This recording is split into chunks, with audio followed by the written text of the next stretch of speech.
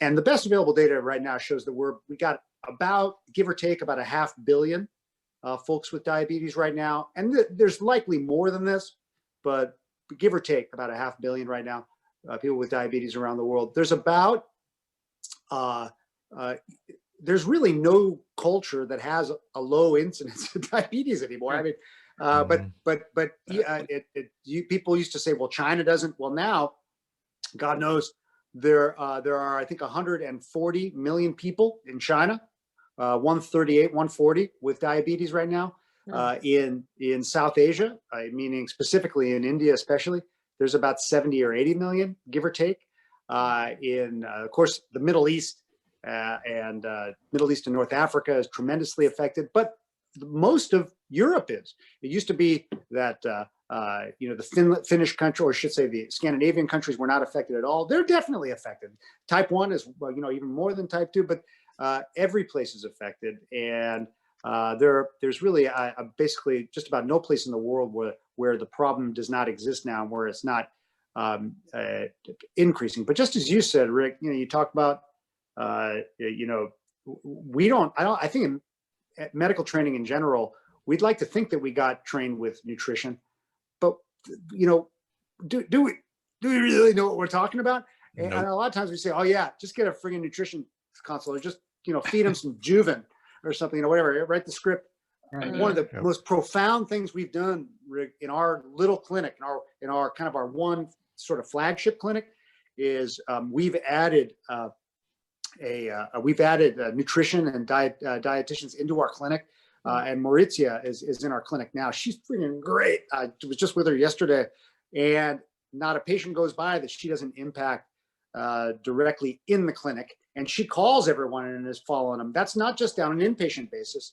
When things are urgent and emergent, it's or an emergency. It's actually preoperatively or during healing and whatnot. And a lot of our patients they may be morbidly obese, but strangely they have protein calorie malnutrition. It's just the oddest thing, or vitamin D deficiency. Well, I have a buddy here in North Carolina, and I said, why don't you do some prospective studies where you go ahead and give on your elective cases, go ahead and give these folks Juven, get nutritional assessments, their pre-albumins. No, because they're all PCM, they're all protein calorie malnutrition, whatever. Absolutely. Kwashiorkor is what we call it. I was shocked when I would always look at the nutritional profiles and the indices of my patients who were hospitalized. Every one of them were malnourished, not enough protein, not enough albumin, yet they're, like you're saying, obese, which kind of leads me to this one little point here too, and we kind of glossed over a little bit earlier. There's a perception among many that it's our patients' faults that they're like this, and that they're diabetic, they lost their leg, it's their own fault because they had something to do with them, bringing this disease on and then not taking care of themselves. How do you, from all of your perspective, I want to hear everybody's, thoughts on this, because to me, this is one of those things that has really bothered me over the years, because it's out there. I'll be happy to speak first on that. I don't think that you can look at an individual and say that this is your fault when the only thing that they're doing is practicing the lifestyle that exists everywhere around them. And well stated, Randy. I mean, that's well stated. That's just the way that we do things. And again, I hate to keep talking about the good old days, but it is a fact that when I was an elementary school child, twice a day, they sent us outside and told us to go play. And of course that was good for us. It also kept the teachers from committing suicide. But there is this intense focus on, we got to get these kids smart so that they can have these huge SAT scores and go to Harvard and all that kind of stuff. It's all, we are, I think we've really undone a healthy lifestyle in a very accidental way. And I don't know how you change that. I don't mean to tell you that I have the answer, but that's what it's about. The lifestyle has changed, and we are victims of that lifestyle. Rhonda? Want to add something to this? Yeah, actually, Please. I've given this topic some thought, and really, what prompted it for me was a dinner out with friends. Gosh, this has been maybe 5 years or so ago. I won't name the restaurant, but their menu is about 20 pages long, and I ordered pasta. Everybody It loves was- Cheesecake Factory. It's okay. And- It's okay, Rhonda. I ordered pasta. It was enough to feed my entire family for a week. Exactly. I took it home. That was one serving. That was Yeah. their portion My- for one serving. So, as I was thinking about this, and I was watching people around me eat the whole serving and then order cheesecake, which the slice of cheesecake is pretty much the whole cake. Good So Lord, yeah. that's a week's worth of calories, I know. and then what kind of activity are you putting on top of it? So from a business None. perspective, I'm looking at, well, how do you make it a worthwhile venture to benefit the restaurant industry, so that they want to get on board to help with the medical industry, to persuade and try to create meals that are well proportioned, and we kind of bring our expectations back in as to what is an appropriate portion, and they're incentivized somehow. I don't know what that looks like, but you have to look at it from a business perspective too, because they're making money off of this supersizing and mega, and they're going to keep doing it to our detriment. Yeah, That's my sure. thought. there's Well- a price to pay. Yeah. So I guess the short answer to what you said, Rhonda, is yes, I guess. But the good news as well, though, is I think there has been, I know it's hard to see stuff when you're in the middle of it, but I think there has been over especially the last decade, a small shift in the right direction. I think you're seeing fast food dramatically change because, and you know who's Absolutely. changing it? We're not changing it. Oh no. Our kids are changing it because Oh, our yeah. kids are seeing exactly what we've just said. Randy, what Rick, what Des, and what you just said. They're seeing it in themselves, and so they're saying, you know what? There's no way I'm shoving the two all beef patty, special sauce, little cheese, pickles, Right. onions, Yeah. Right. sesame seed bun down my throat. As good as that sounds, right? And so you're finding they're leading with their wallet. And so that's what's leading it, just like you said. And so, it sounds crazy. It sounds absolutely just tree hugging and eye rolling to some.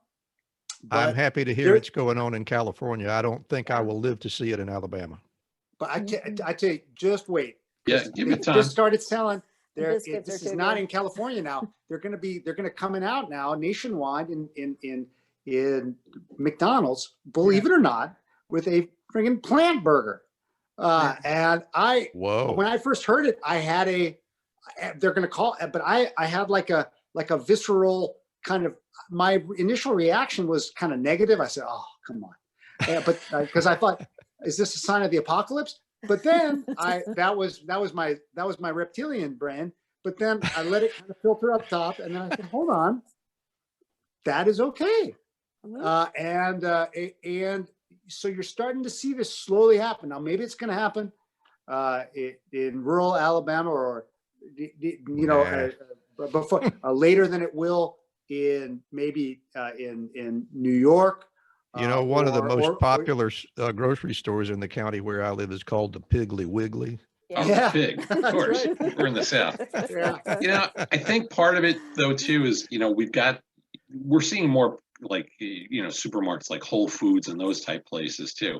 And I think Yeah. part of the challenge is to make it affordable and to, Mhm. just make things appealing too. Yeah. We're always on a tight crunch, it seems, for time. So, we get into that habit of, not having to prepare, throw things in the microwave, et cetera.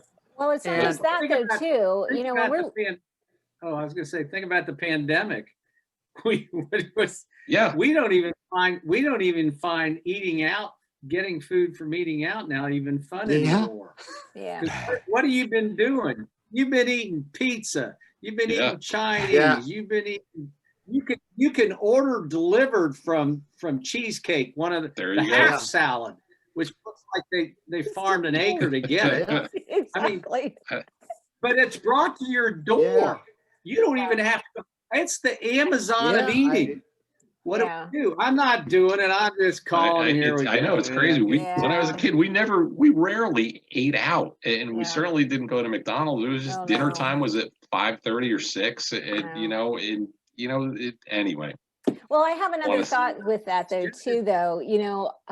I speak from my frame of reference, which I think most of us do. But, another contributing factor, which is, again, to the malnourishment, is urban deserts. When you have, just your bodega within 5 blocks and there's not fresh food, there's nothing fresh. It's all processed. That's also contributing to it. So you have to look at other areas where people live and what's going on in their nutrition. So Correct. That's another big issue. Yeah, and a dollar meal is it's pretty appealing when you're down to a couple bucks. Yeah, very much so. And the other thing, and I'll be quiet for a minute, but as we've described this scenario, Randy and I've discussed it. It is one of the scariest films I've ever seen ever, and it is the film WALL-E. And there is a scene at the end of towards the end of the movie where my husband and I looked over our 5-year-old daughter because we took her to go see it in the theater. And we were just big saucer eyes like, oh my God, that's our future. These large individuals who have TV screens in front of them and they're being pumped full of who knows what to keep them fed and nourished. They never leave their chair. Scariest movie ever.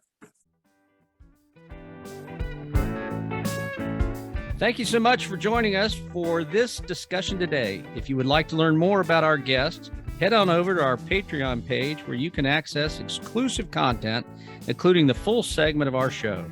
Never want to miss an Inside the Doctor's Lounge clip? Be sure to click the subscribe button to our MD Coach's YouTube channel. As always, we appreciate suggestions for future show topics. Let us know what you're thinking in the comments below. And finally, special thanks to Ryan Jones, who created and performs our theme music for the show.